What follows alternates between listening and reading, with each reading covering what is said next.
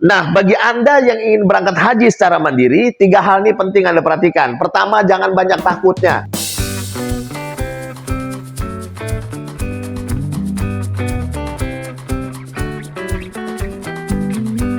Saya ingin juga mengajak Anda untuk membadal hajikan atau membadal umrohkan orang-orang yang Anda sayangi, yang semasa hidupnya mereka belum pernah berhaji dan umroh.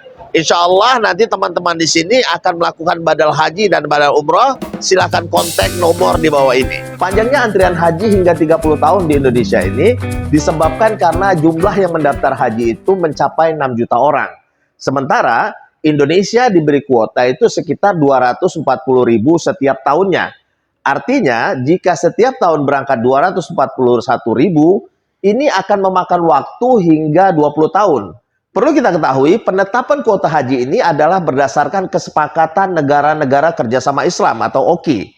56 negara kalau tidak keliru, mereka bermufakat untuk menentukan berapa jumlah jemaah haji yang harus datang ke kota suci Mekah di saat musim haji. Tonton juga perjalanan saya menjumpai saudara-saudara muslim di belahan dunia lainnya.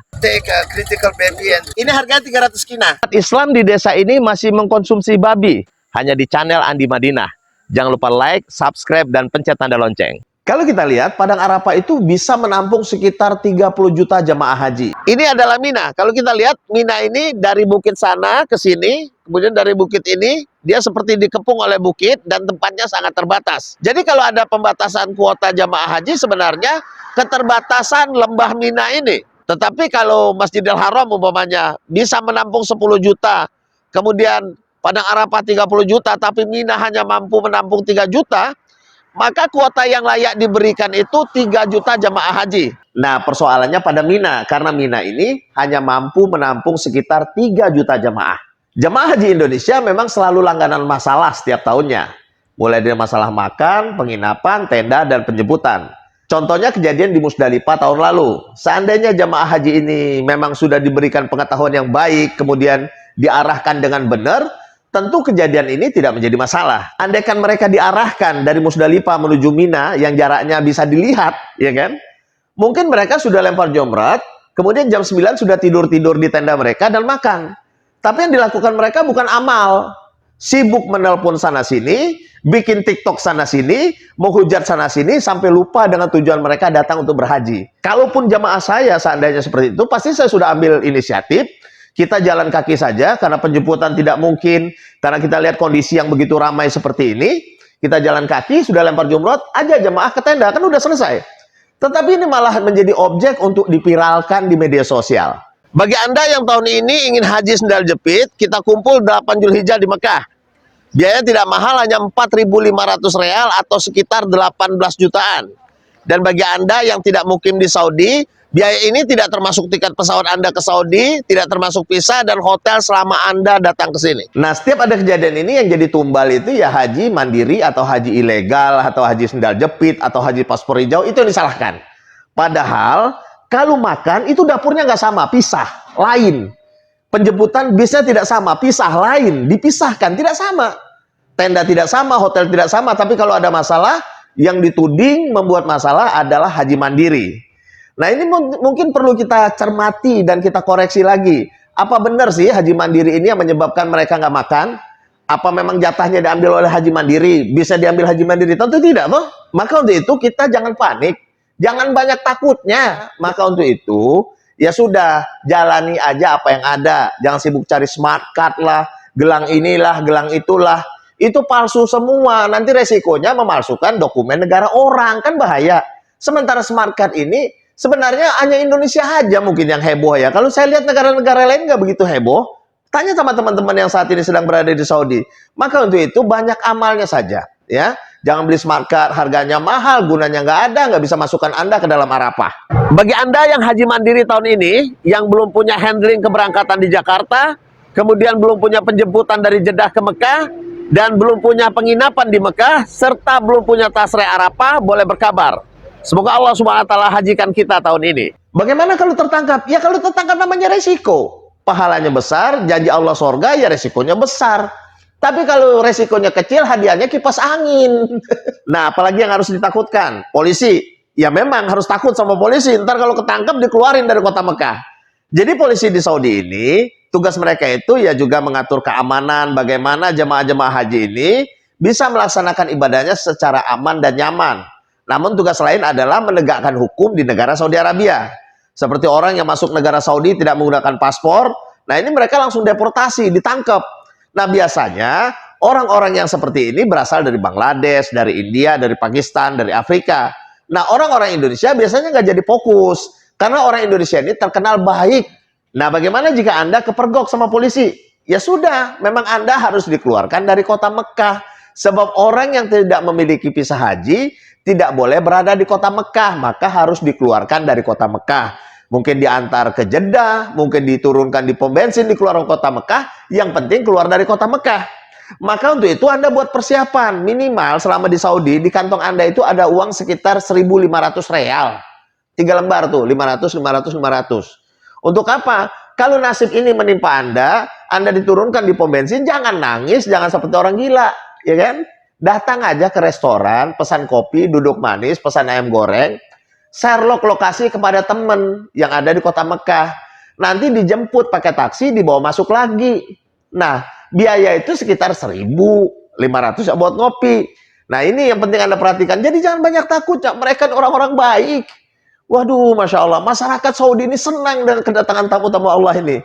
Jadi Anda jangan berpikir bahwa orang Saudi ini hatinya tuh sama dengan hati orang-orang Indonesia yang, maaf nih, iri lihat orang berangkat haji. Nggak sama, nggak sama. Mereka tuh senang dengan tamu Allah, ahlan wa sahlan. Nah, karena peraturan yang menyebabkan begitu, maka selama di kota Mekah jangan keluyuran, jangan banyak-banyak keluar, tahu diri. Iya, tapi bagaimana nanti kalau dimasukkan penjara? Ya alhamdulillah, kalau penjara hari ini memang sudah ada di Saudi, tapi kalau untuk menjarain 3 juta orang, rasanya tempatnya belum dibuat. Jadi Anda jangan banyak takutnya lah ya, banyak tawakal kepada Allah. Jika Anda ingin umroh secara murah, namun Anda tidak berani umroh mandiri, tidak mau umroh backpacker, tidak mengerti umroh visa transit, insya Allah saya ada rombongan umroh secara mandiri, namun ini bukan umroh backpacker, ini umroh dengan harga yang terjangkau. Ada hotelnya, ada cateringnya, ada transportnya, ada name tag-nya. Dan hotelnya tidak jauh-jauh amat, palingnya sekitar 12 menit, 10 menit sudah sampai ke haram. Jika Anda berminat, silahkan hubungi nomor di bawah ini, siapkan paspornya, siapkan duitnya, langsung daftar ke nomor ini. Setiap musim haji yang jadi bulan-bulanan itu haji mandiri. Timbul berita seperti ini, seperti itu, akan diginikan, akan digitukan. Nah, bagi Anda yang ingin berangkat haji secara mandiri, yang penting diingat adalah, pertama, jangan banyak takutnya. Kenapa? Kalau Allah Subhanahu wa Ta'ala sudah takdirkan Anda untuk berhaji, tidak ada satupun yang mampu menghalangi, dan Anda pasti berhaji. Namun jika Allah belum tetapkan, walaupun Anda ikut haji furodah, haji apapun namanya, kalau Allah takdirkan Anda tidak berangkat, maka Anda tidak berangkat. Yang kedua, jangan banyak maunya. Udah jelas ini haji ilegal. Ada resiko akan ditangkap polisi. Kalau mana tahu ada random check, pemeriksaan di haram, Anda masih ngotot mau ibadah 100.000 kali di Masjidil Haram. Fokus, kita ini mau haji, haji ilegal, banyak-banyak berdiam diri. Hindari permasalahan yang akan membuat Anda itu gagal haji gitu loh. Kalau Anda umroh lain cerita, Anda itu sama teman-teman itu berangkat, akad itu berangkat haji. Jadi jangan banyak mintanya, oh saya mau mikot di sinilah, beginilah, begitulah. Tidak. Tahu diri, jangan banyak maunya. Apalagi selain itu, maunya fasilitas yang bintang 5, bintang ini, bintang ini. Masuk Saudi aja udah syukur. Kalau kita banyak bersyukur, nanti Allah bantu kita. Nah, yang jadi permasalahan nih penting diingat nih. Penting sekali diingat untuk semua haji ilegal. Permasalahannya biasanya timbul kalau nggak mulai dari Indonesia, di Mekah. Apa itu permasalahannya? Harga berangkat. Waktu pertemuan dengan teman-teman, umpamanya ada manasik, ditanya, kamu berangkat berapa? Saya 150. Kamu? Saya 70. Waduh, ketipu saya ini. Mau batal nih, mau diambil yang 150. Sampai keluar lihat pohon di depan hotel. Haji dulu baru berangkat. Yang ini nih yang lebih bagus. Ini rusak hajinya. Sekarang Anda fokus saja. Jangan banyak maunya ini apa? Maunya hotel bintang, fasilitas ini, tenda di Arafah. Kita ini haji ilegal. Tahun ini lebih banyak dari tahun kemarin. Dapat dipastikan semua tenda tuh akan tertipu. Sedikit sekali yang dapat tenda. Jadi jangan berharap, saya mau tenda lah, mau inilah. Enggak. Apalagi persoalannya kalau Anda mulai hitung-hitung harga. Nanti di sana ketemu orang yang lebih murah. Kamu berapa? Saya 100. Oh, saya 175. Nanti ketemu lagi ini. Oh, berapa? Saya pulang baru bayar. Untung kamu ya gini ya. Kok permasalahannya ibadah ini biaya? Sementara Allah Subhanahu wa taala katakan, perbelanjaan haji ini akan diganti oleh Allah Subhanahu wa taala. Oh, kalau diganti seneng ya. Kalau diumumkan yang berangkat haji besok diganti oleh Raja Salman 3 kali lipat. Pasti milih yang 300 juta. Nggak mau yang 80, nggak mau yang 100, yang 300 juta. Ini namanya haji licik. Mau haji apa mau cari untung? Maka untuk itu, sebelum berangkat atau sudah berangkat sampai ke kota Mekah sudah simpan dalam hati. Mau harga berapa disimpan di dalam hati. Selain Anda meyakini semua ini adalah takdir daripada Allah Subhanahu wa taala, tidak ada sesuatu akan terjadi tanpa izin Allah Subhanahu wa taala. Maka Anda juga harus banyak bersyukur. Berapa banyak orang sudah nabung akhirnya ketipu, bayar 300 juta, harapannya jalan kaki, sudah sampai Mekah dipulangkan. Tapi Anda hari ini sudah siap-siap untuk berangkat berhaji. Maka fokus. Semua hal-hal yang akan mengganggu ibadah Anda lupakan. Masalah biaya, masalah apa, ketipu lupakan. Fokus kepada haji dan hindari hal-hal yang membatalkan pahala haji Anda. Maka yang terpenting saat haji mandiri ini, pertama jangan banyak takutnya, kedua jangan banyak maunya, ketiga dekatkan diri kepada Allah Subhanahu wa taala.